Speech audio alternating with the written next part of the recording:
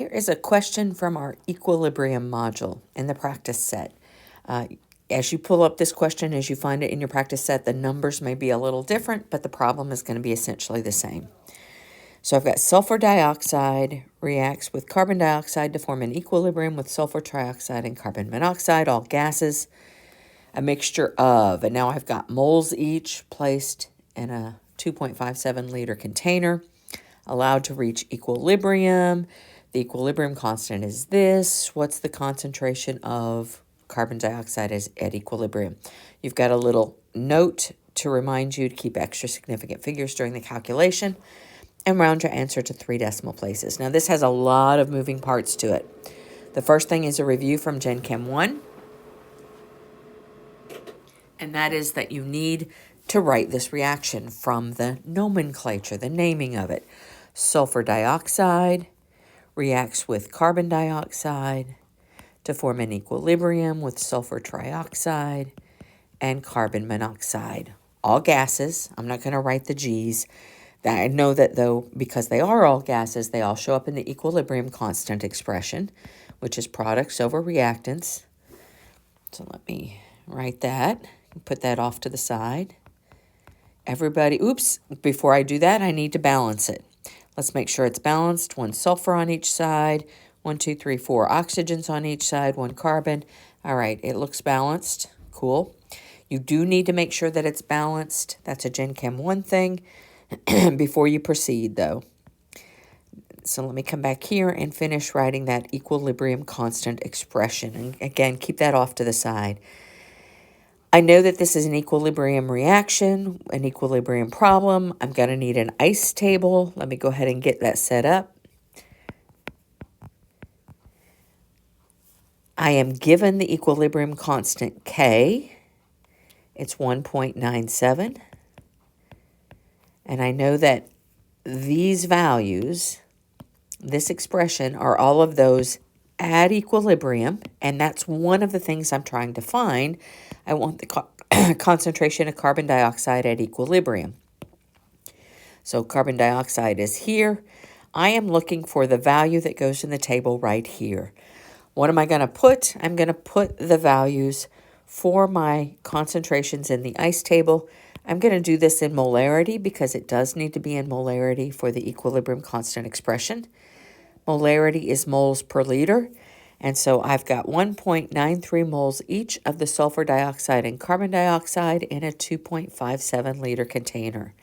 Now I could go ahead and calculate the concentration of SO2, which is the same as CO2 because I'm putting the same number of moles each. It's 1.93 moles in a 2.57 liter container.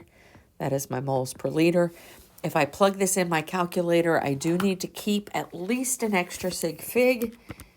Let's see, that would go down to 2 sig figs if I were finished. So I'm going to keep, it would go down to 3 sig figs if I was finished. So I'm going to keep at least 4 and probably even a couple more. And the best strategy is actually to keep it all in your calculator to be able to pull it back up later. I'm going to go ahead and just write those then as my initial.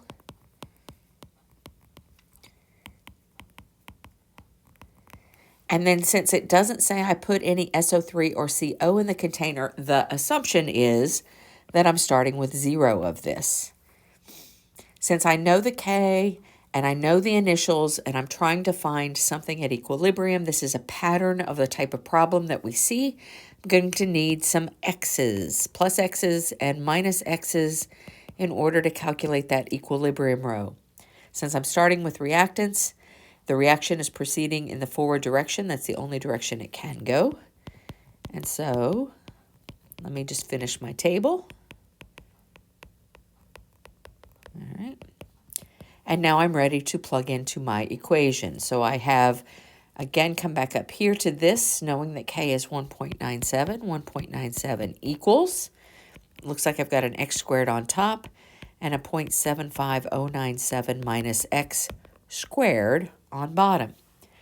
The rest is algebra.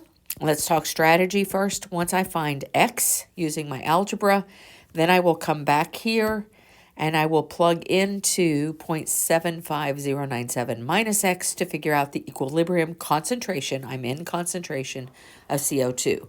Now, how do I find X? This is algebra. This is why there's an algebra 2 or a college algebra requirement for this class, because we do a lot of algebra. The algebra involved here could involve taking the square root of both sides, since I have a perfect square on the right-hand side, and then solve for X that way. Or, since this is a chemistry class and not a math class, I can use an algebra solver on the internet to help me with this. There is absolutely, positively nothing wrong with using an algebra solver at this point in our chemistry careers, as long as you know what you're doing. Again, you've got to have a little bit of savvy to be able to use it. So I'm going to pop over here to a site called MathPapa. I encourage you to check this out and use it. It is free. There are ads.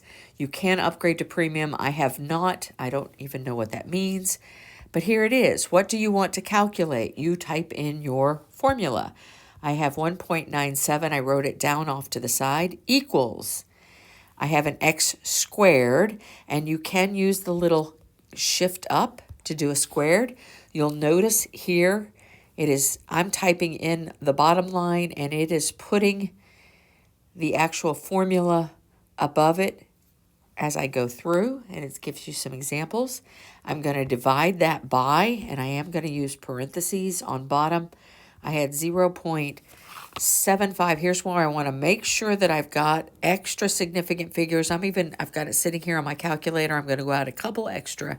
0.75097.276. It doesn't take that much longer to plug those in once I've got it handy. Minus X. And then that is squared as well. And again, if I look at the top line, it does show me what that looks like in an algebraic expression. That looks good.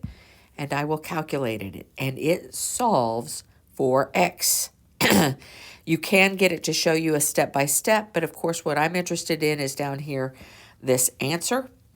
And so I'm going to write these down so that I can take them back to the other page. Notice there are two answers, and of course you knew this would be the case because every quadratic equation has two solutions.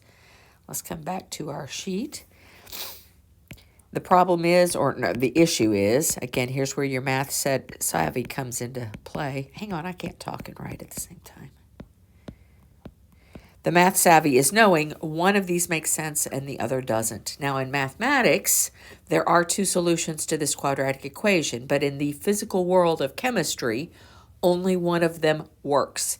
And if I look at what X stands for, it stands for the concentration of SO3 at equilibrium, it stands for the concentration of CO at equilibrium, and 0.75097 minus X stands for the concentration of CO2 at equilibrium.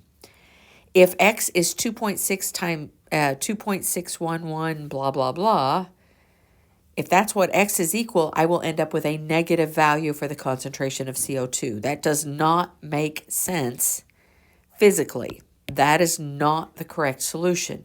This must be the solution. So my answer for what is the equilibrium concentration of CO2 is 0.75097 ... minus 0.438532. And let's see, round it to 3 decimal places. So how about 0.312 molarity? And there's my answer.